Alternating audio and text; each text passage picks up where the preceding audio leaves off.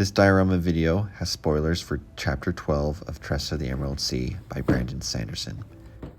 It's a book about swashbuckling pirates adventuring on an explosive sea. As with any good pirate story, this one has a pirate ship. So I'll start with a quick summary of the book up to this point while I build this model ship. If you haven't read the book yet, don't worry, there's plenty of story that comes after this point in the novel that you can go get it from your library and enjoy the rest of the story after you watch this video. Tress of the Emerald Sea takes place on a planet called Lumar. This planet is mostly covered in spore seas that are made up of tiny little spores that act like fluidized sand. If you don't know what fluidized sand is, look it up on YouTube. There's some great videos out there explaining this concept. For our purposes, this basically means that ships can float and sail similar to how they do on Earth's oceans. This phenomenon is known as the seethe. The only issue with these spores and the spore sea is that they will violently explode if they come in contact with water. This makes sailing on the sea very dangerous, and so anyone on the sea has to be very careful on how they interact with the spores. Now, on this planet, there are several different oceans that have different spores on them. The one that we're dealing with, obviously, is the Emerald Sea. These spores in the Emerald Sea explode into green vines when they're activated by water. Up to this point in the book, Tress, the protagonist, has been on a quest to find her recently lost love, Charlie.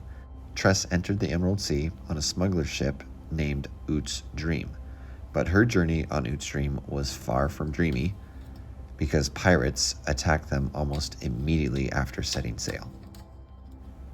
By the way, the Oot's Dream will eventually sink, and so at this point in the build, I needed to cut the ship in half. I decided to do this now instead of later because putting it all together first and then cutting it, number one, could be a waste of time because half of it wouldn't be on the diorama, and number two, it would be a lot easier to cut it now in pieces and then glue it all together instead of having it all together and cutting it all at once. I don't have any kind of power tool to do that cut, and so I did it at this point. As the pirates attacked, they're basically shooting big water balloon cannonballs. These cannonballs are filled with water, they explode, and that water then activates the spores next to their intended target, which would then create a bunch of vines that would then entrap the ship. This is exactly how it starts panning out for Oot's Dream. Even as Oot's Dream was attempting evasive maneuvers, suddenly both ships lurched to a standstill because the seethe had stopped. This kind of phenomenon happened unpredictably and was temporary on this planet. The fluidization of the sand stopped, making the spore sea a solid mass and rendered both ships stuck in the mud. And no one knew how long this phenomenon would last. But the pirate ship was still able to shoot at Oot's Dream. So Oot's Dream was a sitting duck, and the activated spores next to the Oot's Dream started to entangle the ship and caused all kinds of havoc on the ship. While Tress was in there, she knew that Oot's Dream was doomed because the vines would soon drag it down to the bottom of the sea once the spores started moving again. Thinking quickly, as she does throughout the whole book, she took her chance and started walking across the now solid spore sea towards the attacking ship. And cutscene. This is the moment I'm creating in this diorama. The book artwork has this wonderful illustration by Howard Lloyd, and I decided to recreate that using 3 dimensions.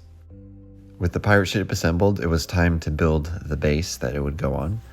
I took a piece of particle board and measured out the base using a tape measure, not realizing that I had a perfectly good hobby mat that could have done the measurement a lot faster. I cut out a square piece of insulation foam to match the particle board. This would serve as the foundation of the whole entire base.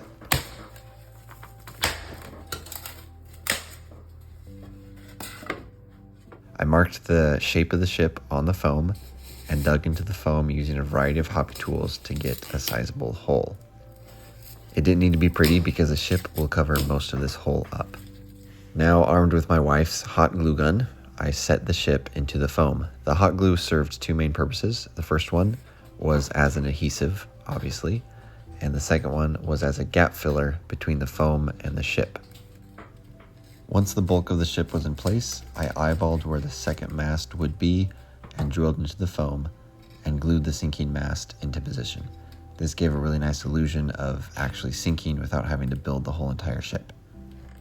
Now, it was at this moment that I was really fired up about how the diorama was progressing, and I made a choice that would later haunt me. I started adding vines to the diorama. I gathered a sampling of dead vines from my backyard. These vines are tough enough to mess up a weed whacker, so I thought they'd do a decent job at bringing down this ship. Plus, they're about the right size of scale for this diorama. I placed the vines in a couple of clusters to show where water balloon cannonballs had struck and where an unfortunate water-filled sailor had fallen in. These vines did a fantastic job of naturally twirling around and entangling parts of the ship. This hobby session was one of the most rewarding and one of the most fun times that I've had in this hobby because it was so different from what I've done before, and it was just really cool to mix the plastic kit with some vines from my backyard.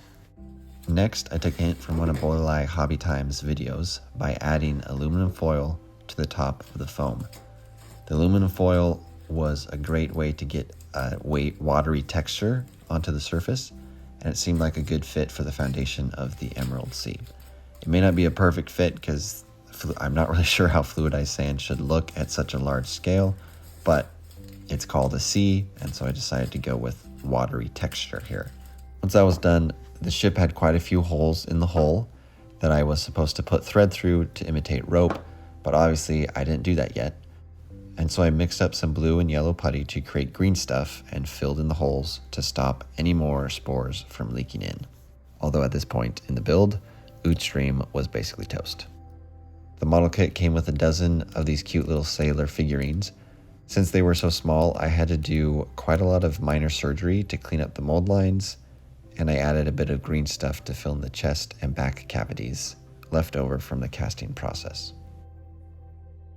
While the minis recovered, I turned back to the Spore Sea surface. Following a sandy base tutorial from Eons of Battle YouTube channel, I whipped up a concoction of wall spackle from my garage and Elmer's white glue from my kid's craft box. This was supposed to give the texture of sand at 25mm scale, so I thought it would have a good chance of looking lore accurate at this diorama's smaller scale.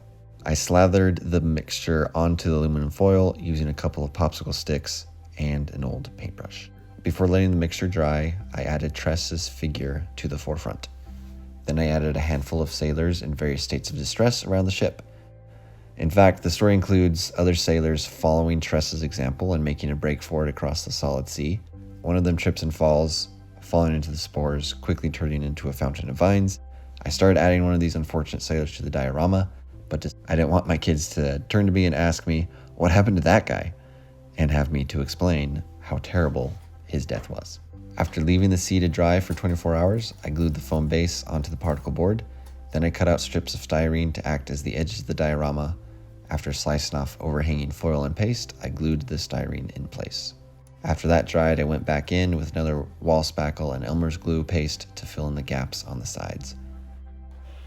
And with that, assembly was finally done. It took me weeks to get to this point, but I was very excited to move on to the next stage of painting. Before I did that, I needed to clean off my hobby desk, get everything reset. And it was at this time that my toddler discovered that I had stolen his Elmer's glue, and he came in and took back what was rightfully his. Moving into painting, I had primed the whole diorama brown because most of the detailed parts in the diorama are on the ship or inside of there, and ships are made of wood, which is typically brown. I then began to paint, wash, and dry brush the ship with various shades of brown to give it some different layers and different flair. And during this process, I came face to face with my biggest mistake from earlier. In my haste to add the vines, I had forgotten the key principle of subassembly during big miniature projects. Subassembly is a process of keeping logical parts of the model separate until each part is painted, and then bringing it all together at the end. The vines complicated my painting because I couldn't get into the nooks and crannies of the ship very easily. It made the painting process so much longer than it needed to be. But the boat wasn't actually the worst part.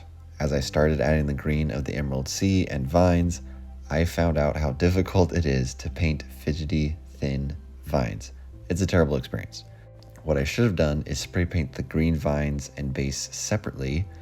That would have taken a fraction of the time that it took me to paint them by hand. But that is one way the miniature hobby stays interesting, is that every time I do a project, I learn something new and am more prepared for the next project. After getting the boat settled and the sea and the vines settled on their colors, which took me several painting sessions, it was time to move on into the minis. Pulling out my detail brush, I added some solid colors to the sailors to add variety to the overwhelming brown and greens that were going on here. And of course, Tress got her distinctive red inspector's coat. That red on green was really cool contrast to see. I spray painted the sails off camera with a creamy white primer. After testing out a few dry brushing techniques and a few different shades on the sails, I decided to just leave the sails as they were with that creamy white primer, and I started gluing them on. During this process, I apparently incorrectly read some of the instructions and mismatched some of the yard arms to the sails, but I just kept moving forward. Where there were vines, I shaped and folded and cut the sails to look like ripped cloth as best as I could. It was kind of hard to do with pieces of plastic, make it look like natural cloth, but I did the best that I could. The ship kit had a spool of yarn that I was supposed to use to rig the sails, but I decided to keep it simple by just gluing a few strings here and there.